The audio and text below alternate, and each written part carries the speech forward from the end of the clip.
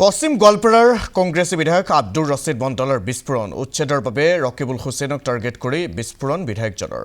ৰকিবুল হুছেইনৰ বাবে কংগ্ৰেছৰ অৱস্থা শেষ 15 বছৰ কংগ্ৰেছৰ চৰকাৰ থকাৰ পাছতো সংখ্যালঘুৰ বাবে একো কৰিব নোৱাৰিলে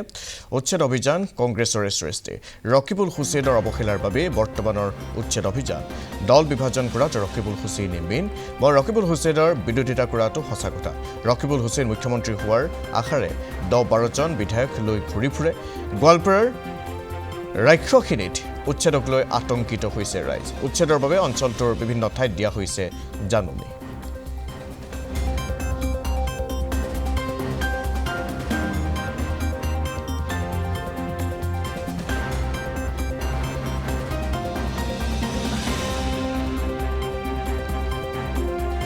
পশ্চিম গোৱালপাৰাৰ কংগ্ৰেছী বিধায়ক আব্দুৰ ৰছিদ মণ্ডলৰ এই বিস্ফোৰণ উচ্ছেদৰ বাবে ৰকিবুল হুছেইনক টাৰ্গেট কৰি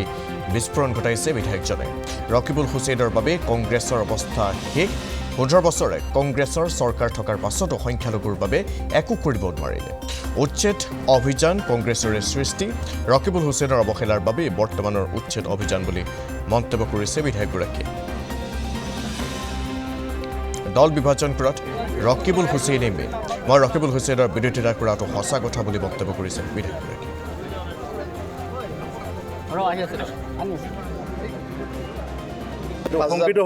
মানুহখিনি প্ৰত্যেকটো চাওক মানুহখিনি চাওক কেনেকুৱাকৈ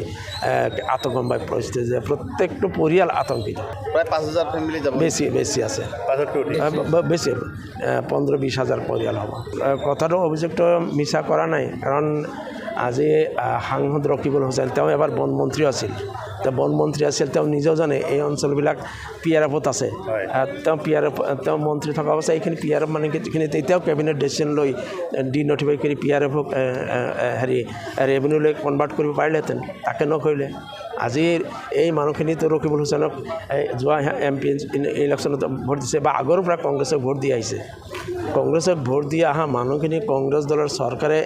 এই মানুহখিনিক ইয়াতে সংস্থাপিত কৰিব নোৱাৰাটো মানুহক আক্ষেপ কৰিবই মই নিজেও ক'ম কিয় নক'ম আৰু সংস্থাপিতটো কৰা নাই আৰু 2011 চনত তেওঁলোকে উচ্ছেদ কৰা আইন যিটো লেণ্ড গ্ৰেবিং প্ৰভিশ্যন এক্টটো 2011 চনত আনি পেলাই এই মানুহখিনি উচ্ছেদ কৰা আইন দি থৈ গৈছে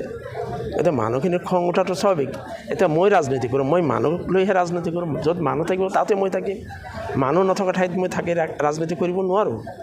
ৰাজনীতি কৰাই হয় মানুহক লৈ মানুহৰ বাবে গতিকে য'ত মানুহৰ দাম নাথাকিব আজি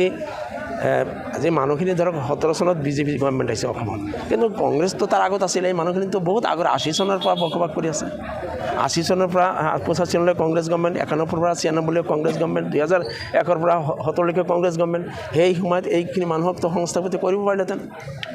ৰকিবুল হুছেইন মুছলমান লিডাৰ তেওঁ নিজেওতো পাৰিলেহেঁতেন তেওঁ এই ফৰেষ্টৰ মাটিখিনি তেতিয়াওতো তেওঁ ফৰেষ্ট মিনিষ্টাৰ তেওঁ ইনিচিয়েটিভ লৈ পেলাই এই মাটি PRFটো তেওঁ ডিনটিফাই কৰি ৰেভিনিউলৈ কনভাৰ্ট কৰিব পাৰিলেহেঁতেন ৰেভিনিউ এইটো ৰকিবুল ইচ্ছা কৰিলে কৰিব পাৰিলেহেঁতেন কিয় নাই ৰাজনীতিহে কৰিলে সংখ্যালঘু লোকক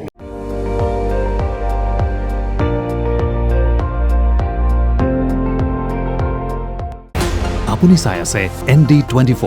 সৰ্বশ্ৰেষ্ঠ নহয় সৰ্বোত্তমৰ দৌৰ